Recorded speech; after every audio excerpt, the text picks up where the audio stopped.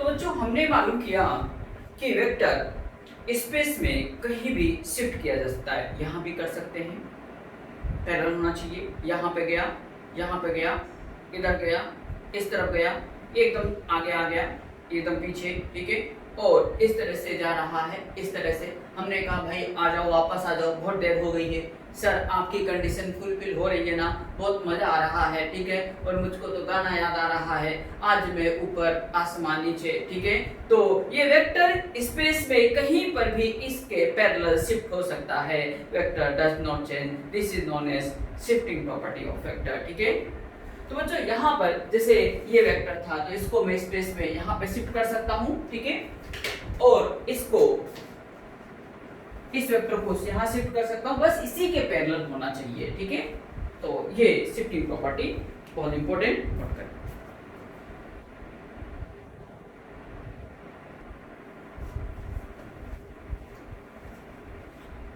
Types of vector, बच्चों types of vector भी हम पहला वेक्टर ले रहे हैं पैरेलल वेक्टर्स।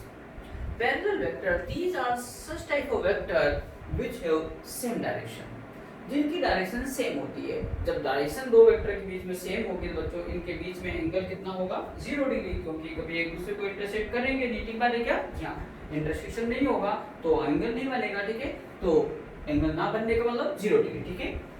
अब बच्चों यहाँ पे मैग्नीट्यूड में भी और में नॉट भी सेम हो भी सकते हैं और नहीं भी हो सकते हैं, उस मैग्नीट्यूड से कोई लेना देना नहीं है। आप तो ये देखिएगा पैरेलल वेक्टर की कहानी हो तो डायरेक्शन सेम होते ही चिल्लाने लग जाना कि आप हो पैरेलल वेक्टर, आप हो पैरेलल वेक्टर, ठीक है। एग्जांपल, ये वेक्टर है और ये वेक्टर, दोनों की डायरेक्शन क्या है, सेम, मैग्नीट्यूड अलग अलग है इनके, दोनों की डायरेक्शन सेम होते हैं, इन दोनों के बीच का एंगल क्या होता है, 0 डिग्री। यानी रिवर्स में कह सकते हैं जिनके बीच में एंगल 0 डिग्री होगा वो पैरेलल वेक्टर होंगे, ठीक है।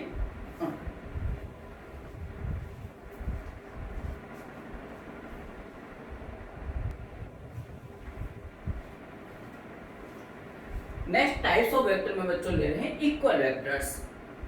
Equal vector these are such type of vector which have same magnitude and same direction, यानी डायरेक्शन सेम होना चाहिए और मैग्नीट्यूड भी सेम होना चाहिए, तब जाके उनको हम क्या बोलेंगे, इक्वल वेक्टर्स। एग्जांपल हमने दिया है जैसे कि ये मैग्नीट्यूड दोनों का सेम है और डायरेक्शन भी क्या है, सेम, तो इनके बीच में एंगल क्या है, 0 डिग्री होगा।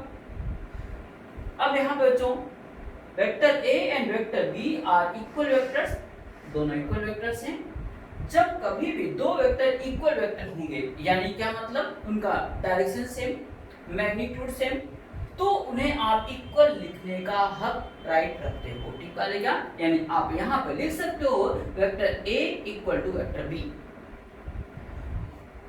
अगर दो वेक्टर का डायरेक्शन और मैग्नीट्यूड अगर सेम नहीं होते हैं तो आप उन दोनों वेक्टर को कभी भी इक्वल नहीं लिख सकते हैं, ठीक है। और रिवर्स बात करें, जब दो वेक्टर का इक्वल लिखा जाए दो वेक्टर को, vector A equal to vector B, इसका मतलब है कि दोनों वेक्टर का मैग्नीट्यूड सेम है और डायरेक्शन भी सेम है, उनके बीच का एंगल क्या है, 0 डिग्री है। प्रीवियस एग्जांपल में जिसमें पैरेलल वेक्टर था उसके अंदर हम A vector equal to B vector नहीं लिख सकते हैं, वहां लिखेंगे A vector is not equal to B vector. क्यों नहीं लिखेंगे, क्योंकि वहां पर पिछले एग्जांपल में हाँ मैग्नीट्यूड सेम नहीं था, सिर्फ डायरेक्शन सेम थी। अब यहाँ पर एक स्पेशल नोट की बात कर रहे हैं हम, आपको जवाब देना है कि क्या हर इक्वल वेक्टर्स पैरेलल वेक्टर्स होते हैं क्या? जी होते हैं। पैरेलल वेक्टर होने के लिए सिर्फ कंडीशन इतनी सी है कि डायरेक्शन शुड बी सेम, मतलब थीटा शुड बी 0 डिग्री, ठीक है। अगर ऐसा है तो आप उनको पैरेलल वेक्टर बोल दीजिए। तो इक्वल वेक्टर में डायरेक्शन सेम होना तो आवश्यक है, मस्ट है। तो अगर 0 डिग्री हो गया तो डायरेक्शन सेम हो गई और डायरेक्शन सेम होते ही पैरेलल वेक्टर है, ठीक है। तो हर इक्वल वेक्टर तो पैरेलल वेक्टर होते ही हैं। लेकिन बच्चों रिवर्स बात बोली जाए कि क्या हर पैरेलल वेक्टर हमेशा इक्वल वेक्टर होते हैं क्या? तो इसका जवाब है, बोलो जी नहीं, मे बी और मे नॉट बी, ठीक है, हो भी सकते हैं और नहीं भी हो सकते हैं। अब आपका समझ में तो ये बात तो आ गई होगी कि सर नहीं हो सकते हैं, ये तो समझ आ गया। हर equal parallel vector equal vector हो भी सकते हैं और नहीं भी हो सकते हैं। कैसे? एग्जांपल देखिएगा कि दो पैरेलल वेक्टर ऐसे हैं मेरे पास, दो पैरेलल वेक्टर ऐसे हैं मेरे पास, देखो, जिनका मैग्नीट्यूड भी सेम है। तो पैरेलल वेक्टर हो गया तो क्या हुआ? 0 डिग्री, डायरेक्शन सेम, और मैग्नीट्यूड मैंने बोल दिया सेम है। तो ये क्या हो गए? ऐसे दो वेक्टर हो गए जिनका मैग्नीट्यूड सेम, डायरेक्शन सेम, यानी ये कैसे वेक्टर हो गए? बोलो, इक्वल वेक्टर। ठीक है ना जी? हाँ, अगर पैरेलल वेक्टर का मैग्नीट्यूड सेम हो तो वो इक्वल वेक्टर के बराबर हो जाएंगे। ठीक है, प्लीज नोट लो।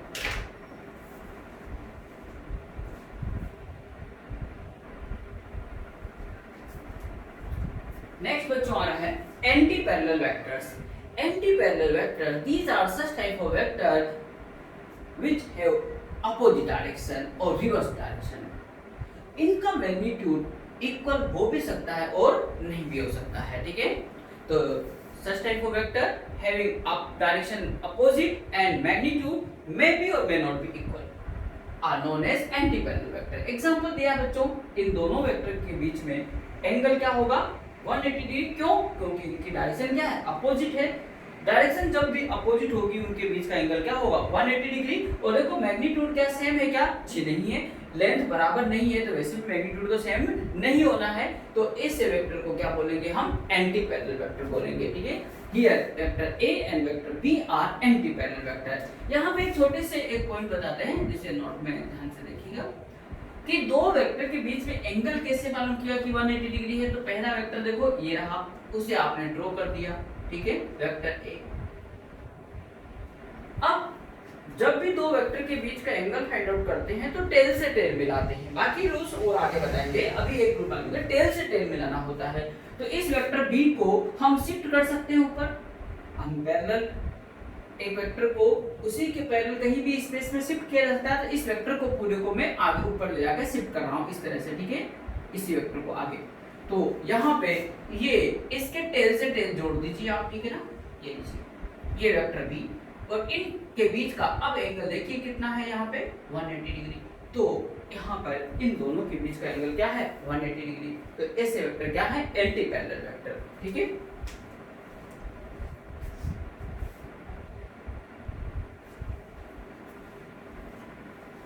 नेक्स्ट बच्चों अपोजिट और नेगेटिव वेक्टर्स की बात करते हैं। These are such type of vector which have opposite direction and same magnitude। जिनकी डायरेक्शन तो अपोजिट हो या रिवर्स हो, लेकिन डायरेक्शन को मैग्नीट्यूड क्या होना चाहिए? सेम होना चाहिए। तो जो एक चीज और ध्यान रखना, यहाँ पर अपोजिट और रिवर्स तो ठीक है, लेकिन चेंज मत हो, डायरेक्शन चेंज ऐसा मत बोल दीजिएगा, वो गलत हो जाएगा। डायरेक्शन चेंज में तो ऐसा भी हो सकता है, देखो ये दो वेक्टर हैं, देखो डायरेक्शन क्या है? अपोजिट या रिवर्स। चेंज करूंगा तो चेंज तो ऐसा भी हो सकता है। तो ये अपोजिट नहीं है, ये रिवर्स नहीं है, चेंज वर्ड नहीं यूज कर सकते हैं। चेंज में ऐसा भी हो सकता है, ऐसा भी हो सकता है, ऐसा भी हो सकता है, इसलिए चेंज नहीं यूज करना है। अपन को क्या करना है? अपोजिट वर्ड ही यूज करना है। ठीक है, तो यहाँ पर जो एग्जांपल में देखिएगा, ए बी वेक्टर और ये बी ए वेक्टर, मैग्नीट्यूड दोनों का सेम है, केन न्यूटन। और जो ए बी वेक्टर और ये बी ए वेक्टर, दोनों के बीच का एंगल कितना हुआ? 180 डिग्री और pi radian, because pi radian is equal to 180 degree होता है, अपन जानते हैं। ठीक है, तो A B vector and B A vector are opposite vector और negative vector. Angle between A B vector and B A vector is 180 degree. बच्चों इन दोनों का मैग्नीट्यूड तो क्या है? सेम। तो हम लिख सकते हैं वेक्टर ए बी का मैग्नीट्यूड इक्वल है वेक्टर बी ए के मैग्नीट्यूड के। लेकिन अगला पॉइंट अगर बात करें, क्या वेक्टर ए बी और वेक्टर बी ए बराबर है क्या? इक्वल है क्या?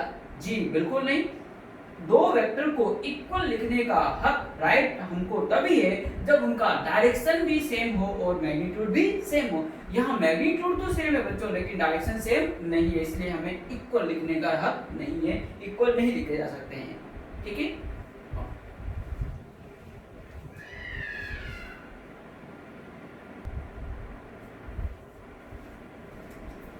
देखिए बच्चों, अभी हमने मालूम किया ए बी वेक्टर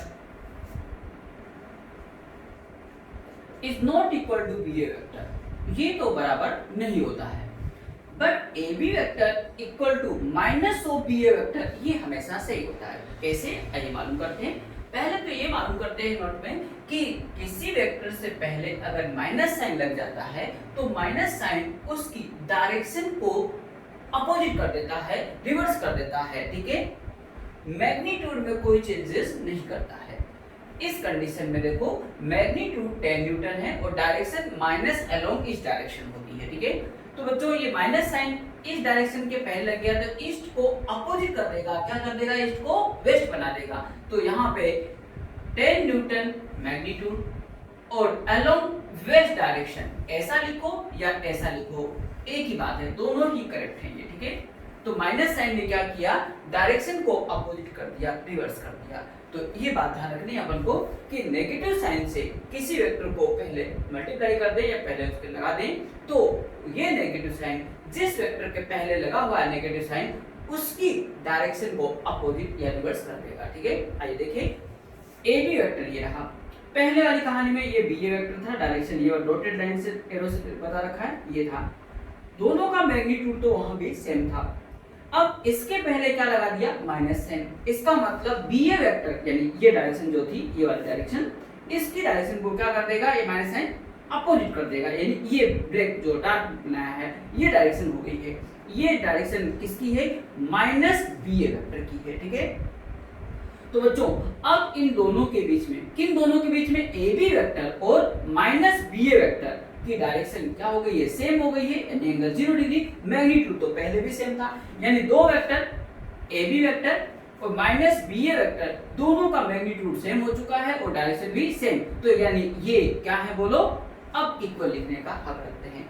अगर आपसे पूछ लिया जाए कि ए बी वेक्टर और माइनस बी ए वेक्टर कैसे वेक्टर हैं तो आप इनके लिए बोलेंगे कैसे वेक्टर हैं, बोलो इक्वल वेक्टर्स हैं। कैसे वेक्टर, इक्वल वेक्टर्स, क्यों, मैग्नीट्यूड सेम और डायरेक्शन भी सेम। लेकिन आपसे पूछा जाए ए बी वेक्टर और बी ए वेक्टर कैसे हैं, A B vector and B A vector कैसे हैं, तो आप इनका जवाब देंगे बोलो अपोजिट वेक्टर हैं, ठीक है। इनके बीच में एंगल क्या होगा बोलो 180 डिग्री, और ए बी वेक्टर और माइनस बी ए वेक्टर के बीच का एंगल कोई पूछे तो 0 डिग्री, ठीक है। प्लीज ध्यान रखिएगा।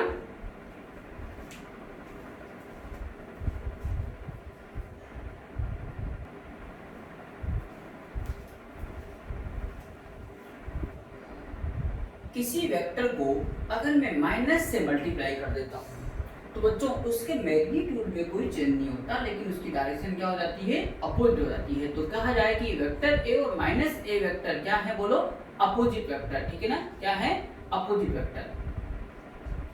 यहाँ पे दूसरा पॉइंट आता है बच्चों, अगर किसी वेक्टर को पी वेक्टर है, इसको मैं किसी पॉजिटिव नंबर से मल्टीप्लाई कर दूं, 3 से मल्टीप्लाई कर दिया, राइट, ठीक है ना। तो अब इसका मैग्नीट्यूड तो 3 टाइम्स हो गया, मैग्नीट्यूड क्या हो गया बोलो 3 टाइम्स, बट डायरेक्शन क्या हुई, सेम, डायरेक्शन सेम हुई है, डायरेक्शन में कोई चेंजेस नहीं हुआ। एग्जांपल मैं कह सकता हूं ये अगर p वेक्टर है 3 से मल्टीप्लाई करने पे 3 टाइम्स हो जाएगा उसका मैग्नीट्यूड, तो इनके बीच का एंगल क्या होगा, 0 डिग्री होगा, ठीक है, डायरेक्शन तो वही है। तो ऐसे वेक्टर को क्या कहेंगे बोलो, पैरेलल वेक्टर्स, क्या बोलेंगे, पैरेलल वेक्टर्स। और तीसरा एग्जांपल देखिएगा, अगर किसी वेक्टर को मैं माइनस किसी भी नंबर से मल्टीप्लाई कर दूं, -2 -2 से मल्टीप्लाई कर दिया मैंने, ठीक है, तो बच्चों -2b वेक्टर हो गया, तो मैग्नीट्यूड तो इसका 2 टाइम्स हो गया, क्या हो गया बोलो 2 टाइम्स, मैग्नीट्यूड 2 टाइम्स, और डायरेक्शन क्या हो गई है, अपोजिट,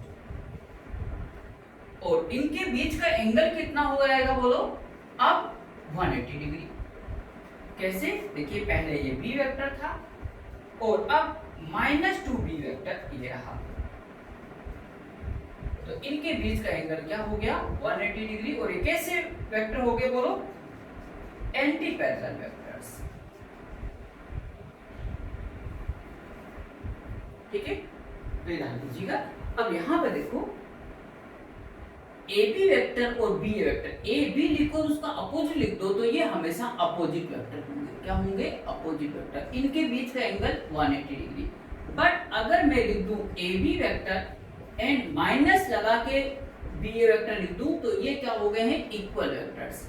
क्या हो गए हैं इक्वल वेक्टर्स और इनके बीच का एंगल 0 डिग्री। क्या बच्चों 0 डिग्री, इसके और इसके बीच का एंगल। इसी प्रकार आप समझ गए होंगे अगर मैं P Q vector and Q P vector लिखूं तो ये अपोजिट वेक्टर हैं, अपोजिट वेक्टर्स और इनके बीच का एंगल कितना हो जाएगा 180 डिग्री और पाई रेडियन।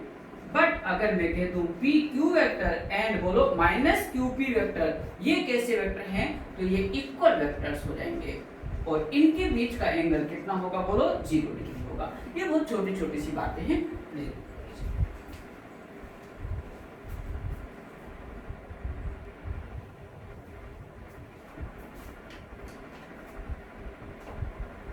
कोप्लेनर वेक्टर्स बच्चों, these are such type of vector which lies in the same plane। ऐसे वेक्टर जो कि एक ही प्लेन में लाई कर रहे हो वो सारे के सारे कोप्लेनर वेक्टर्स होते हैं। बच्चों टेबल का सरफेस प्लेन होता है, ठीक है, फ्लोर भी एक प्लेन है, ये बोर्ड ये भी एक प्लेन है, जितने भी 2D सरफेसेस होते हैं सब प्लेन हैं, ठीक है बच्चों। वैसे तो प्लेन इनफाइनाइट हो सकते हैं, ठीक है, लेकिन बेसिकली हम प्लेन को मेनली 3 पार्ट में डिवाइड करते हैं। कैसे देखिए बड़े ध्यान से। अपन जानते हैं एक्स वाई जेड कोऑर्डिनेट, मान लेते हैं ये एक्स है, ये एक्स और ये कौन होगा उसका वाई कोऑर्डिनेट और ये अपन जानते हैं ये जेड कोऑर्डिनेट, ठीक है जेड। तो बच्चों ये जो प्लेन आया है किसमें आया एक्स और वाई के बीच में लाई कर रहा है तो ये एक्स वाई प्लेन हो गया। इधर ये y है और इधर z है, इधर जो प्लेन आएगा वो क्या होगा yz और इधर z और इधर x, इधर जो आएगा वो क्या होगा बोलो zx प्लेन।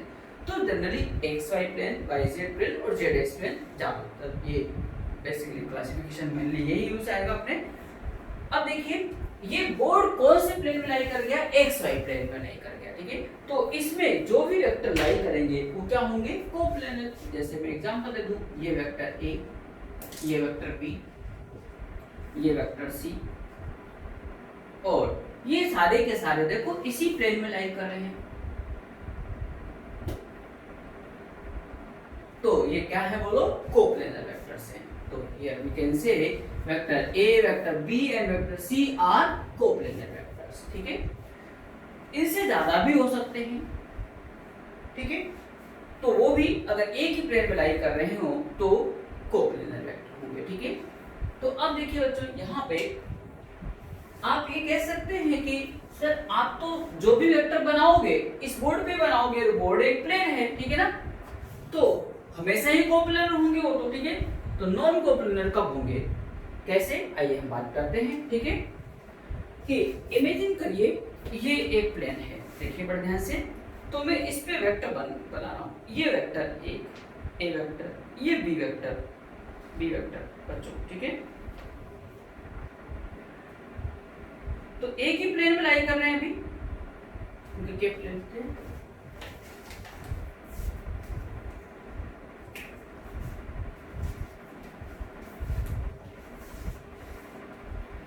ये एक प्लेन में लाई कर रहे हैं। अगर तीसरा वेक्टर ऐसा बना दूं तो भी एक ही प्लेन में लाई कर रहा है, तो तीनों क्या है कोप्लेनर।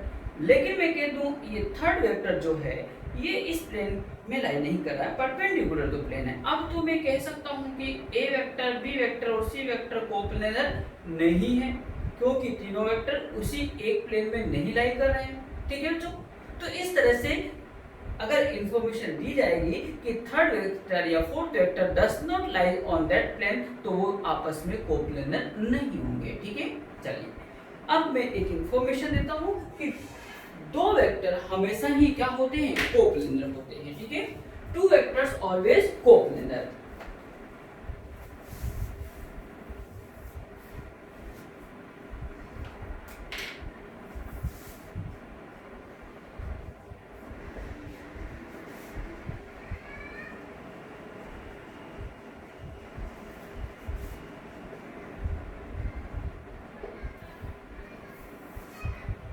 जैसे हम बात करते हैं दो वेक्टर कोप्लेनर हैं, देखिए ये दो वेक्टर हैं, इनके टेल से टेल मिला दीजिए, ये लीजिए कोप्लेनर हो गए, ठीक है ना। किसी प्लेन में लाई कर रहे हैं, इस तरह से हैं बाय द वे, तो किसी इस प्लेन में लाई कर जाएंगे, ठीक है। अगर ऐसे हैं तो कोई दूसरा एक अनदर प्लेन लेके आऊंगा तो उसमें कोप्लेनर हो जाएंगे। तो दो वेक्टर हमेशा कोप्लेनर होते हैं, किसी न किसी एक प्लेन में जरूर लाई करेंगे। तीन वेक्टर इट मे बी और मे नॉट बी हो भी सकते हैं और नहीं भी। अभी एग्जांपल दिया भी था मैंने कि तीन वेक्टर अगर इस तरह से हैं, ये देखो ए वेक्टर, बी वेक्टर और ये तीसरा सी वेक्टर, तो तीनों के तीनों क्या है, इसी प्लेन में कोप्लेनर हो गए। लेकिन ऐसा हुआ तीसरा वेक्टर, तो अब तीनों वेक्टर कोप्लेनर नहीं है। तो दो वेक्टर तो हमेशा क्या होंगे बोलो, कोप्लेनर, और तीन वेक्टर हो भी सकते हैं और नहीं भी हो सकते हैं, तो ध्यान रखना है।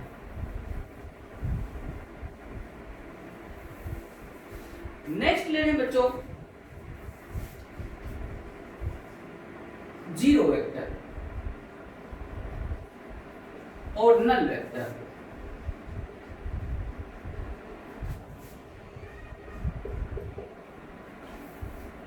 ऐसे वेक्टर जिनका मैग्नीट्यूड जीरो होता है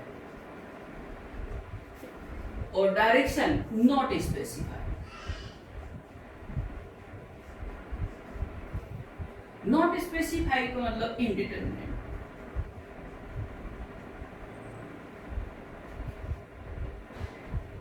इसका मतलब होता है नॉट फिक्स, इसका मतलब होता है आर्बिट्ररी, इसका मतलब होता है it may be any direction. इन सब का मतलब एक ही होता है, ठीक है। तो ऐसे वेक्टर जिनका मैग्नीट्यूड तो जीरो होता है, डायरेक्शन स्पेसिफाइड नहीं होती है, फिक्स नहीं होती है, मतलब कुछ भी हो सकती है, ठीक है। कैसे, आइए एग्जांपल देते हैं। कोई ए वेक्टर और इसका अपोजिट वेक्टर माइनस ए वेक्टर, इन दोनों को अगर मैं ऐड कर दूं तो क्या आएगा, जीरो। बच्चों ध्यान रहे, यहाँ पर दो वेक्टर का सम करने से वेक्टर क्वांटिटी ही आती है, इसलिए आप जीरो नहीं लिखेंगे, जीरो वेक्टर लिखेंगे, ठीक है।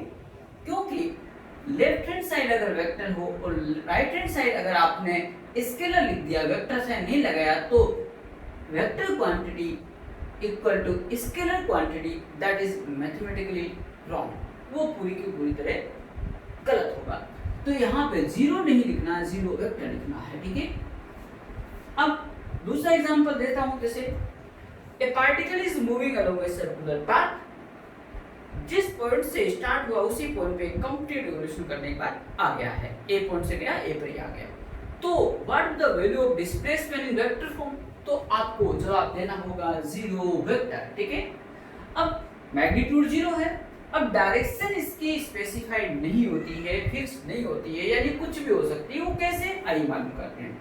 बच्चों जवाब दीजिएगा कि हमने बताया था कि किसी वेक्टर को रिप्रेजेंट करने के लिए हमें एक एरो हेडेड लाइन की जरूरत होती है। ये लेंथ तो मैग्नीट्यूड बताता है और ये एरो डायरेक्शन बताता है, ठीक है। आज हमने कसम खाई है एक ऐसे वेक्टर को रिप्रेजेंट करने की, ड्रॉ करने की, जिसका मैग्नीट्यूड क्या है, जीरो। तो बच्चों आइए स्टार्ट करते हैं, ठीक है ना। यहां से मैं पेन को रखा हूं और इससे आगे मैं बढ़ाने जा रहा हूं, ठीक है। आगे बढ़ा रहा हूं, लेकिन आगे मैं नहीं बढ़ा पा रहा हूं इसको। किसी में दम हो तो आगे बढ़ा दीजिए, बढ़ा सकते हैं? नहीं जी हाँ, बिल्कुल नहीं बढ़ा सकते हैं हम। क्यों? क्योंकि जैसे ही कोई मन में सोच रहा हो लो सर कैसी बातें कर रहे, ये बढ़ा दिया, जैसे आपने बढ़ा दिया इसका मैग्नीट्यूड जीरो से ज्यादा हो गया है। तो हमारे पास तो मैग्नीट्यूड कितना है, जीरो। तो हम यहाँ से इस पेन को आगे नहीं बढ़ा पाएंगे और लास्ट में फाइनली यहीं से उठा लेंगे। जब उठाएंगे तो एक मुझे डॉट मिलेगा, एक पॉइंट मिलेगा। बच्चों डॉट और पॉइंट का कोई डायरेक्शन स्पेसिफाई नहीं होता है, इसकी डायरेक्शन फिक्स नहीं होती है, इसकी डायरेक्शन कुछ भी मानी जा सकती है, ठीक है ना जी। तो जीरो वेक्टर की डायरेक्शन के बारे में बात करी हमने, मैग्नीट्यूड इनका जीरो होता है। इसे इसलिए भी यूज किया जाता है, जीरो वेक्टर की जरूरत ही क्यों पड़ी, ताकि मैथमेटिकली इक्वेशंस को हम क्या कर सके, करेक्ट कर सके, ठीक है।